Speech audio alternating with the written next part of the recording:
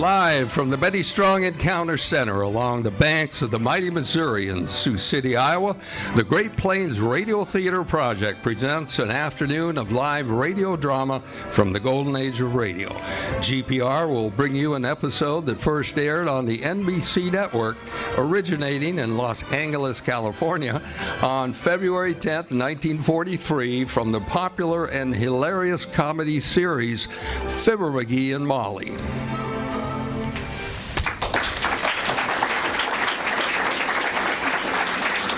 We will bring you our first drama, but first, ladies and gentlemen, a word from our sponsor. I'm Tallulah the tuba Murrell, and I've got a little something to tell. Your hair will be radiant, oh so easy. All you gotta do is take me home and squeeze me. I'm Tallulah the tuba Murrell, and I'll make your hair look swell. It'll shine, it'll glow, it'll be dandruff-free. For radiant hair, get a hold of me. I'm Tallulah, the tuba Murrell shampoo. Take it from Tallulah. Prell Procter & Gamble's Radiant Cream Shampoo leaves your hair more radiant than any soap shampoo. And Prell removes unsightly dandruff in as little as 3 minutes. Doctors' examinations prove it. For hair radiantly clean, radiantly lovely, try Prell, your very next shampoo. I'm Tallulah the tuba Murrell, and I've got a little something to tell. Your hair will be radiant, oh so easy. All you gotta do is take me home and squeeze me. I'm Tallulah the tuba Murrell, and I'll make your hair look swell. It'll shine, it'll glow, it'll be dandruff-free. For radiant hair, get a hold of me. I'm Tallulah, the tuba Murrell shampoo.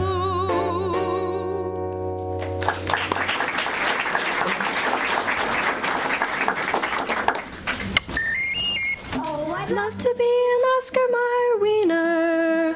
That is what I truly like to be. 'Cause if I were an Oscar Mayer wiener, everyone would be in love with me. Oscar Mayer Wieners, all meat and all good meat. Rich and complete meat protein, mildly seasoned to bring out all the good meat flavor.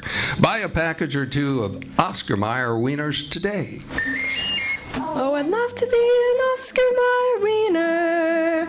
That is what I truly like to be. 'Cause if I were an Oscar Mayer wiener, everyone would be in love with me. And kids, be watching for the Oscar Mayer Wienermobile coming to your neighborhood this summer.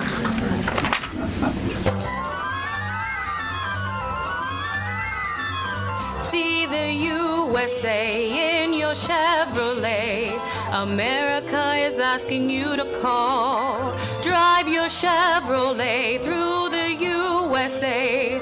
America's the greatest land of all.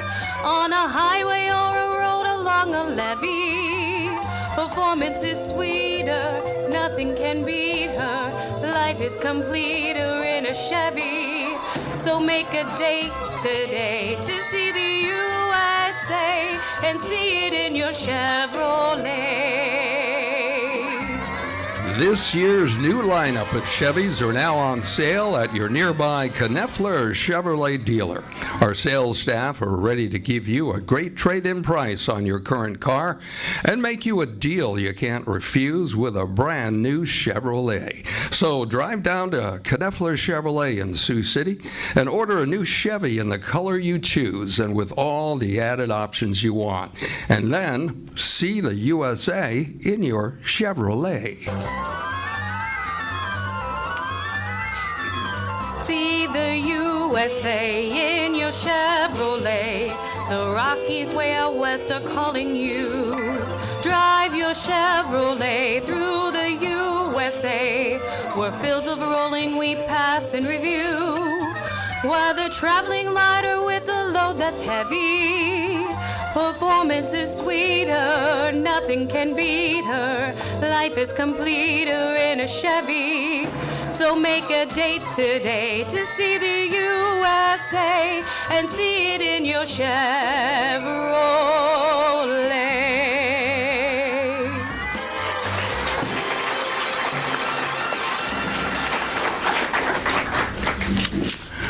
As you know, Prel shampoo is a great product for washing things out of your hair. Our next entertainer will attest to that fact. Ladies and gentlemen, please welcome back our GPR jazz singer, Marissa Anderson.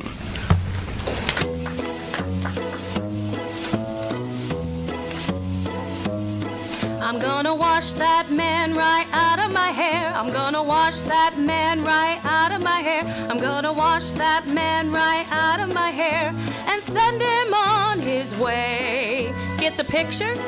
I'm gonna wave that man right out of my arms. I'm gonna wave that man right out of my arms. I'm gonna wave that man right out of my arms and send him on his way. Don't try to patch it up, tear it up, tear it up. Wash him out, dry him out, push him out, fly him out. Cancel him and let him go. Yeah, sister, I'm gonna wash that man right out of my hair. I'm gonna wash that man right out of my hair. I'm gonna wash that man right out of my hair and send him on his way. If the man don't understand you, if he flies on different beams, waste no time, make no change, ride that man right off your range, rub him out of the roll call and drum him out of your dreams. If you laugh at different comics, if you root for different teams, waste no time, weep no more, show that what he adores for, rub him out of the roll call and drum him out of your dreams. Oh.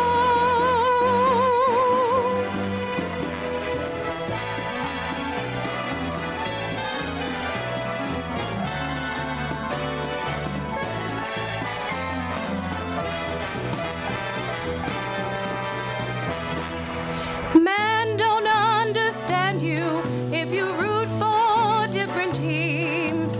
Waste no more, weep no more. Show him what the door is for. Rub him out of the roll call and rub him out of your dreams. Oh, oh, oh. I'm gonna wash that man right out of my hair. Gonna wash that man right out of my hair. I'm gonna wash that man right out of my hair and show him to the door. I'm gonna wash that man right out of my hair. I'm gonna wash that man right out of my hair. Him on his way.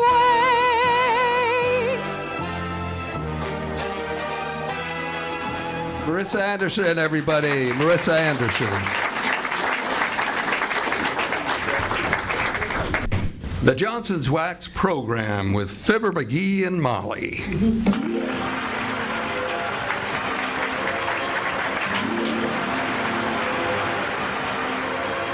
The makers of Johnson Wax and Johnson Self-Polishing Glow Coat present Fibber McGee and Molly, written by Don Quinn.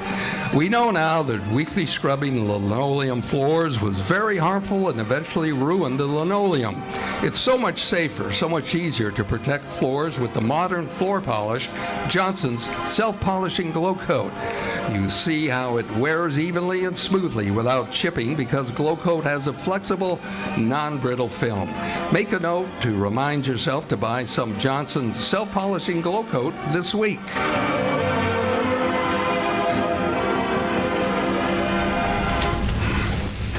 Some people think it would be a great thing if we were able to peer into the future. Personally, we think it's a blessing that we can't.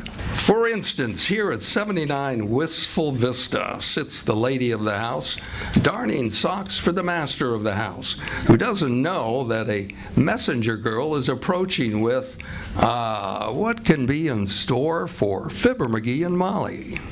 Well, McGee, you'll have to buy some new socks. Huh?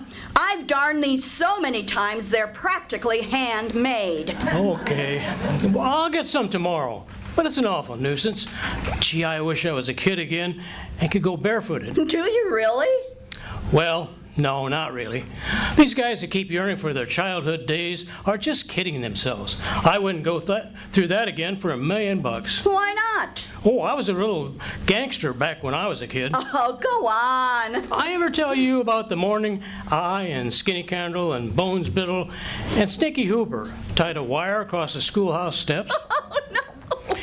Then waited in the bushes for the teacher to show up? No, you nasty boy. Well, what happened? Well, we waited till noon, then suddenly realized it was Saturday. So we started running down to the old swimming hole, and I tripped on the wire and darn near busted my... Oh, come in. Package for Miss McGee. For me? Are you Miss McGee? Well, what do I have to do? Show you my marriage license? Nah, I can see Mr. McGee. Nobody else would live with him. Well, kid, what are you holding your hand out for? What do you think, Fibber? Give the girl a tip. Well, here you go. I guess that will do.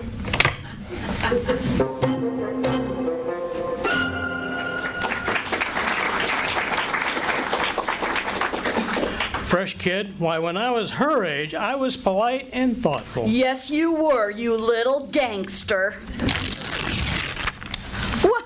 I wonder what this is. Oh, heavenly days! 4 pounds of chocolates? No, who's that from? Oh, as if you didn't know. Huh? You darling! You did remember, didn't you? Well, is there a note in it or something? Why? Why should there be? Who'd be sending me candy but you? Chocolates? And my favorite kind, too. Well, I don't... well, I'm glad you like it, Molly. What kind is it? Oh, now listen. Don't be so coy, McGee. Huh? You can't fool me. No. Well, our anniversary comes up once a year, they say. Or is that Christmas? No, I think it's our anniversary. Isn't there any... Didn't I put a note in it? Well, I don't see any, but you didn't have to. If a man can't send a box of chocolates to his wife without a lot of explanations, I'd like to know who can do something. Hi, Fibber. Hi, Molly. Well, hello, sis. Hi, Sally. Hey, Fib, can I speak to you alone for a minute? Why, sure. Excuse us a minute, Molly. Certainly. Go right ahead. Well, what's on your mind, Sally? Look, I'm selling greeting cards, Fib. Want to buy some for your sweetie? Nothing a woman appreciates more than a little touch of sentiment, you know? Well, no thanks, sis. I just got a big box of candy for our anniversary. She did, huh? Good for you, Fib. Well, I don't know whether it is or not. Just between you and me, I don't remember sending it to her. Then you better buy one of these and send it to her, too. Oh, no, then she gets suspicious. Ah, don't be silly, Fib. The more you send them, the better they like it. Here's a beaut. Says, roses are sweet and so is your soul. I'm gonna throw out my sugar and put you in the bowl. No, thanks. I don't want any cards, sis. Well, I don't mind wearing my heart on my sleeve, but I hate the idea of a mailman dragging it all around town in the rain. Well, thanks anyway. Okay, Fib. Sorry to keep you waiting, Molly. Just wanted a little talk of business with my brother. Oh, that's all right, Sally. I was busy darning his socks anyway. Just look how he tears holes in them. Yes, he's a holy terror, isn't he? Well, I better get back to my job. Been seeing ya. Oh, what do you mean, your job? What you doing? Oh, I work down at Wistful Vista Recreation Center. Oh? I keep the tennis courts in condition. Oh, that must be quite a chore, Sal. Oh, no, just a few sweeps with a cloth full of Johnson's wax, and I'm caught up for several days. Johnson's wax on a tennis court? Yep, table tennis, Fib. Well, I gotta go. Long, folks.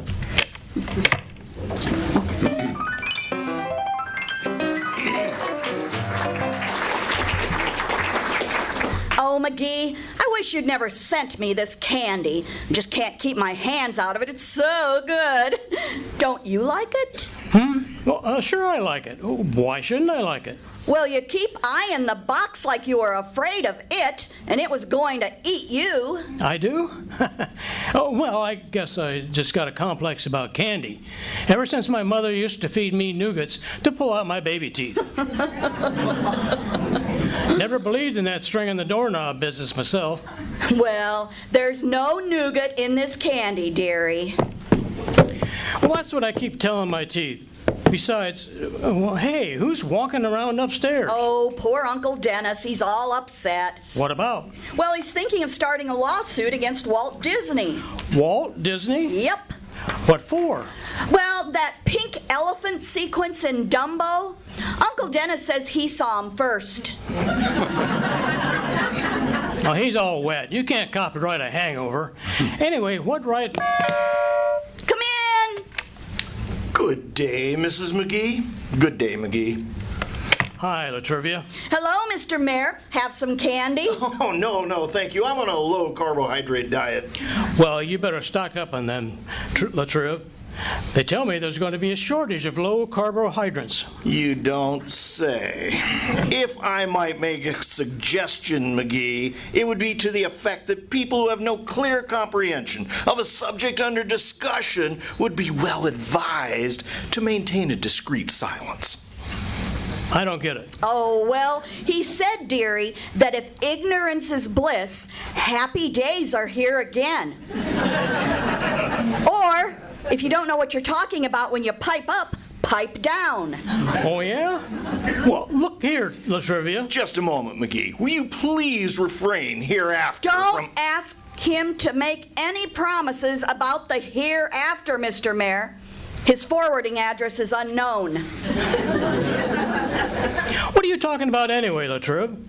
And quit shaking your finger in my face. I'm liable to think it's Halloween and start bobbing for knuckles. All right, but hereafter, McGee, please refrain from telling motorcycle policemen that you are a close relative of mine and they can't do that to you. Do what to you, McGee? If he's referring to what I think he's referring to, he means that I got a ticket yesterday for parking 8 minutes overtime. For parking 1 hour and 8 minutes overtime. Well, can I help it if I forgot to set my watch back last Sunday night? You weren't supposed to set it back. You were supposed to set it ahead. In that case, it would be 2 hours and 8 minutes. Well, it'd be no such a thing. It'd be 8 minutes less than 1 hour.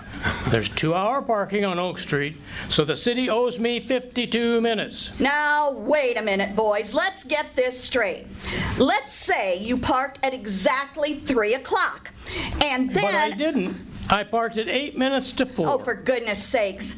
You might at least park on the even hour. The odd minutes make these arguments too confusing. Yes, anyway, McGee, the justness of the complaint does not concern me. What I object to is your assuming that I, as mayor of Wistful Vista, would abuse the power of my office. Furthermore, you had no business telling the officer that I was your nephew on your mother's side. You leave my mother out of this, Latrivia. A fine thing. Dragging a guy's family into a sordid case like this. For shame. But McGee, he didn't say anything. And to think a guy like him is our mayor. It ain't enough that him and his Cossack cops ride roughshod over the common citizens. No, he's got to get personal. He's got to... Now, just a minute, McGee. You were the one who started all this. No, he dragged my family through the mud and slime of a court trial, holding us up to public ridicule. All right. I'll fix the ticket. I'll fire the policeman. I'll resign. Forget it.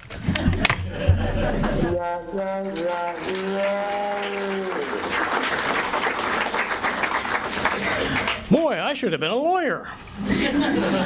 But you had no business telling the policeman that the mayor was your nephew. Oh, no? I just proved it, didn't I? I made him holler, Uncle. Give me a piece of that candy. Any chocolate-covered peanuts in there? Well, you ought to know. You bought it. Huh? I didn't specify every piece that went into the box. I bet you did. That's everything I like in it. You're so thoughtful, McGee. Oh, shucks. I think it was a Valentine's Day when we first went out together, dearie. Yeah. Well, I carved our initials inside of a big heart on that old oak tree in back of the brewery. It was a schoolhouse. The brewery. The schoolhouse, McGee. Oh, I remember it was the brewery because the only grove of trees where you could hitch a horse to was... McGee, for 20 years and more, I've been telling people it was the back of the schoolhouse, and I can't change it now. Heavenly days. What's so romantic about a brewery? Well, if it had been back of the schoolhouse, I'd have ruined my jackknife. The only tree back there was a big steel flagpole. Hello, folks. Oh, hi, Andy. Well, have a piece of candy. It's wonderful. Stop bragging, McGee. Oh, I ain't bragging. I don't even know who... oh, here. Have a nougat, Andy. No, thanks. Say, do you people ever see Life magazine? Yes, we do, Andy. Why do you ask? Well, the Johnson's Wax people have a double-page ad in Life next Friday, and I didn't want you to miss it. We're featuring the Consumer's Pledge for Total Defense. Oh, what you mean, pledge? Well, look, here's one of the cards for Molly to sign. Read it, Molly. All right. As a consumer in the total defense of democracy, I will do my part to make my home, my community, and my country ready, efficient, and strong. I will buy carefully. I will take good care of the things I have. I will waste nothing. Place for signature. Consumer Division, Office of Price Administration. Well, I'll certainly sign that, Andy. Well, thanks, Molly. This is mighty important right now. If there was ever a time to conserve and save, and protect and preserve, it's today. And Johnson's Wax does all of them in so many ways. It's a pretty necessary item on your kitchen shelf. Oh, say, that reminds me. I'd better go in the kitchen and see if I have enough Johnson's Wax on hand. Just excuse me a minute. Certainly, Molly. Well, Fibber, I'll take a chaw of those chocolates, chum. Well, here, help yourself. Yeah? And look, you didn't send this candy to Molly, did you? Not me, pal. I don't send candy to married women. I'm allergic to buckshot. Why, didn't you? Well, if I did, you can bop me with a bonbon if I remember doing it. Well, maybe you walked in your sleep again and crashed a confectionery store. Say, I wonder if... No, that ain't possible. The candy stores aren't open that late. Still, hey, you call on a lot of stores, don't you? Sure, now that I'm taking these cards around. Well, look, kind of snoop around and see what you can find out, will you? See if a guy about my size, wearing purple pajamas and green slippers, Yeah? with a sleepy look on his puss, came wandering in any place and bought a box of chocolate candy. Hey, easy. Here she comes. Okay, pal, I'll tell George what you said. So long. See you later.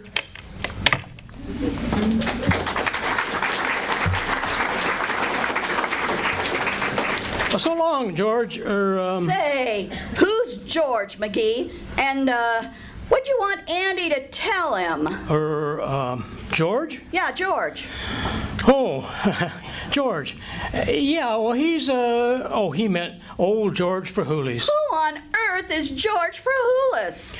Well, he used to have the tire shop on 14th Street. Just sold it and took up blacksmithing. I just told Andy to wish him good luck. Oh, well, toss me one of those coconut creams, McGee. They're delicious. Here. Thank you. My, I don't know when a box of candy has intrigued me like this one, dearie. Yeah, me either. Well, I mean, me too. What? Well, I'm glad you like it, Molly. You always did like mixed chocolates, didn't you? Yes, and weren't you nice to remember? Yes. But then you were always thoughtful. Always the gentleman. Yeah. Remember the time I dropped my handkerchief at the dance and you and Otis Carpenter both rushed to pick it up? Yeah. And bumped your heads together and knocked each other out? Yeah, but I came too. That guy's still unconscious. Oh my, you were jealous of him. I believe you still are. Oh, I am not. Say, I saw in the paper last night that he's in town. What's the matter? Well, this candy kind of choked me. In fact, I think any of it would choke me. Well, what do you mean? Well, I mean that Otis Carpenter. He might be the guy who well, he'd make me choke on a caraway seed. The very mention of his name makes my... You see? You are jealous. Here, have some candy, McGee. Help yourself to all you want. Oh. Any man who remembers his wife like this for their anniversary deserves anything he can get. Well, I wish you'd quit saying that, Molly. Why, for goodness sakes? You did send it to me, didn't you? Well, who'd you suppose sent it? Come in. Hello, folks. Oh, hello, Mr. Wimple. Well, hi, Wimp, old man. How's everything? Oh, just peachy, Mr. McGee. Well, you're looking very well, Mr. Wimple. Is your wife away? No, but Sweetie Face is very busy with the new ambulance unit. Mrs. McGee? The ambulance unit, eh? Yes? She a nurse or a driver, Wimple? Neither one, Mr. McGee. She holds up the ambulance while the other girls crawl under it and make repairs. Well, your wife is very strong, isn't she, Mr. Wimple? Indeed she is. Why, do you know, I've seen her tie a bow knot in a steel crowbar. Gee, really? Yes, sirree. Wow. I don't mind telling you, I had a terrible time getting out of it, too. My neck was sore for weeks. Well, there's one thing about your married life, Wimp. You never know what's coming next. Yes, that's something to be thankful for, isn't it? But I really owe a lot to Sweetie Face. Yeah? She made me the man I am today. Oh, and what kind of man is that? Oh, come now. Let's not get clinical, Mrs. McGee. Well, bring her over sometime, Wimp. I'll get a hot iron and then we'll play hot potato. Oh, I just can't get her to go out anywhere socially, Mr. McGee. She says she'd rather stay home with her artwork. Oh, artwork. Does she paint, too? Oh, indeed she does. She did a wonderful painting of two moonshiners working down in the Kentucky hills. Wow. What did you call it? Still life. I'll never forget the time I asked her to paint me. And did she do that? In a way she did, Mrs. McGee. She gave me a beautiful shellacking. Oh, I suppose she was just being playful. Of course, of course. She has a grand sense of humor. One day I said to her, Sweetie Face, let's not play so rough. And she said, all right, Wallace, let's play beanbag. And I said, oh, dandy. And then everything went black. My goodness, I never knew beans came in 100-pound bags. Well, good night, folks.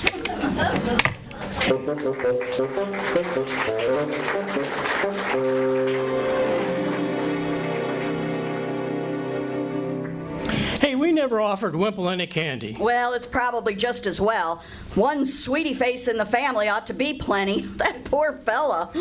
Yeah, the way he gets pushed around, he must have come from a long line of wheelbarrows.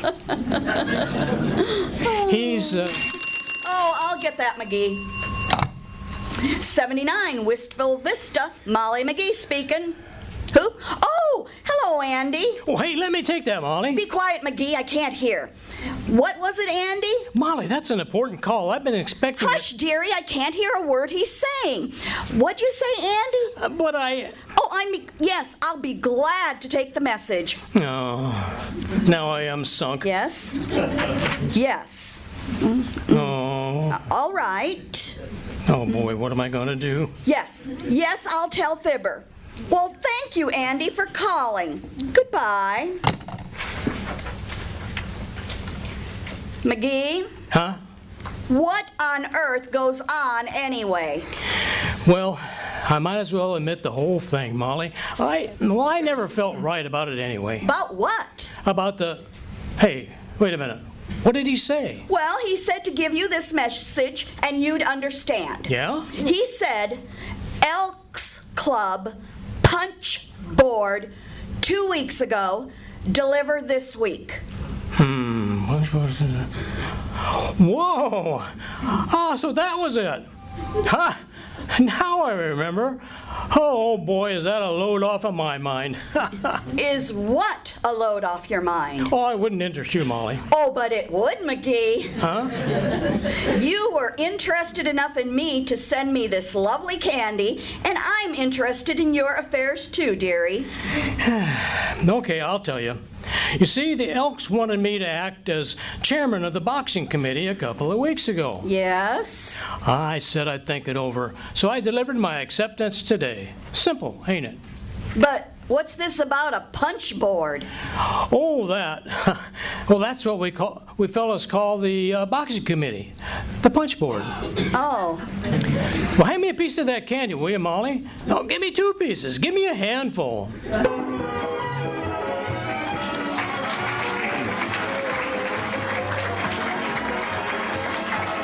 Speaking for the makers of Johnson's Wax Finishes for Home and Industry, invite you all to be with us again next week for another episode of Fibber McGee and Molly. Good night.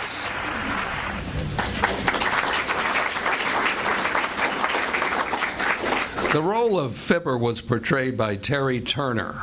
Molly McGee was Joanne Fox. Olivia Bathurst was the delivery girl. Sally was played by Marissa Anderson. Russ Gifford was Mayor Latrivia, and Andy was portrayed by Terry Murrell. And Wallace Wemple was played by Derek Hill. Our Foley artist is Joshua Gaul, and our audio technician is Madgy Swain, and her assistant is Isabella Swain. I'm your announcer, Ralph Swain. This is NBC, the National Broadcasting Company.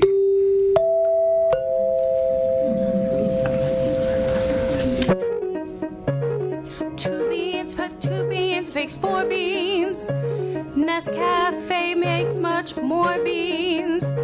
10 beans times 4 beans and add 3 more beans makes 43 rich beans of coffee. You get 43 beans in every cup of Nescafe real coffee beans. That's all there is in Nescafe. 430 beans in every cup of Nescafe instant coffee. With the let's have another cup taste. Extra beans means extra flavor. Today's Nescafe goes all the way for flavor with 43 choice beans in every cup.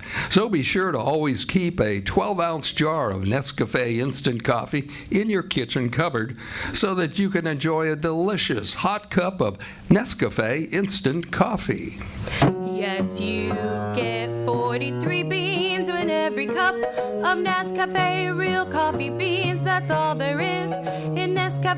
43 beans in every cup makes Nescafe the all coffee instant coffee. With the let's have another cup taste.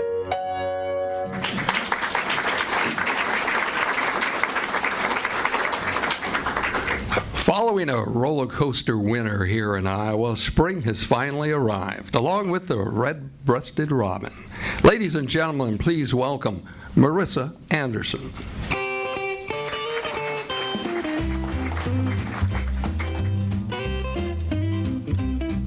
When the red robin comes bobbing along, there'll be no more sobbing when he starts throbbing his old sweet song.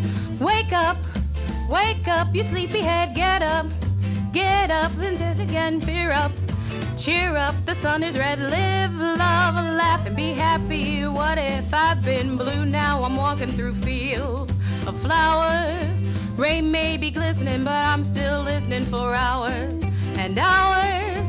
I'm just a kid again, doing a ditty again, singing a song. When the red, red robin comes bob, bob, bobbing along.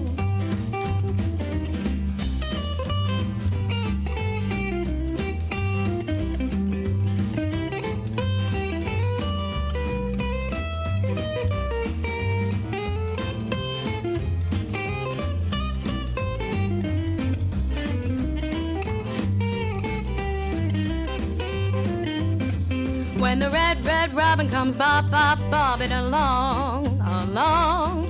There'll be no more sobbing when he starts throbbing along his song. Wake up, you sleepyhead, get up, get up, get out of bed, cheer up, the sun is red, live, love, laugh, and be happy. What if I've been blue, now I'm walking through fields of flowers. Rain may be glistening, I'm still listening for hours and hours. I'm just a kid again, doing the ditty again, singing a song. When the red, red robin comes bob, bob, bobbing along. When the red, red robin comes bob, bob, bobbing along. Marissa Anderson. Thank you, Marissa.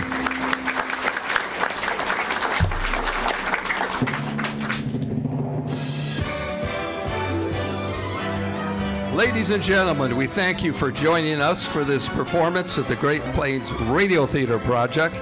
And now the GPR cast and crew in alphabetical order: Marissa Anderson, Alivia Bathurst, Joanne Fox, our acoustical sound artiste, Josh Gaul, Russ Gifford, Derek Hill, Terry Murrell, Terry Turner, and our audio technician is Madgy Swain, audio technician assistant Isabella Swain. I'm your announcer director, Ralph Swain, for the Great Plains Radio Theater Project. You've been a wonderful audience. Thank you for tuning in. We'll see you on the radio.